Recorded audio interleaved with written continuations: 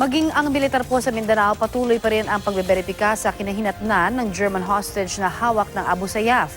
At mula po sa Sulu, may ulat on the spot si June Veneracion. June? Connie, dalawang magkasalungat na mga impormasyon ang bine-verify ngayon ng Armed Forces dito sa Sulu. Una ay yung kumakalat nga na impormasyon na pinugutan na ng Abu Sayyaf yung kanilang German hostage. At pangalawa naman ay yung mga impormasyon na pinalawig pa ang deadline para sa pagbabayad ng ransom. Sa bayan ng Indanan, Sulu, Connie, nakasentro ngayon ang paghahanap ng mga sundalo kasunod ng naglabas ang impormasyon na doon pinatay ng Abu Sayyaf ang German hostage na si Jürgen Kantner dahil hindi na ibigay ang 30 million pesos na ransom kapalit ng kanyang buhay. Kahapon, alas 3 ng hapon, natapos ang deadline ng Abu Sayyaf para sa pagbibigay ng ransom.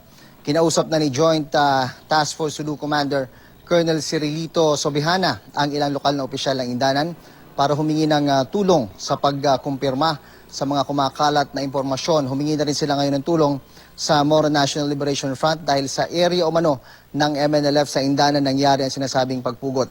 Pero meron din namang nakalap na impormasyon ang militar na natalawig ang deadline hanggang bukas, Feb 28. Pero lahat ng ito ay pawang mga unverified information pa lamang. Kasabay ng pagtatapos ng 3 p.m. deadline kahapon, mas hinipitan ang seguridad sa Hulo ang kabisera ng Sulu. Dahil sa Hulo, madalas itapon ng Abu Sayyaf ang ulo ng mga pinupugutan nilang bihag. Bahagi raw ito ng kanilang propaganda.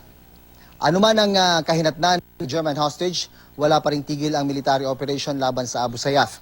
Tuloy-tuloy ang mga air assault kapag may mga nakukuhang intelligence information tungkol sa galaw ng mga terorista. Ganon din ang patuloy na pag-operate ng mga ground troops sa mga kabundukan. Bukod kay Kantner, meron pang 26 na hostage ang hawak pa rin ngayon ng Abu Sayyaf dito sa probinsya ng Sulu. Balik sa Connie. Maraming salamat, June Veneracion.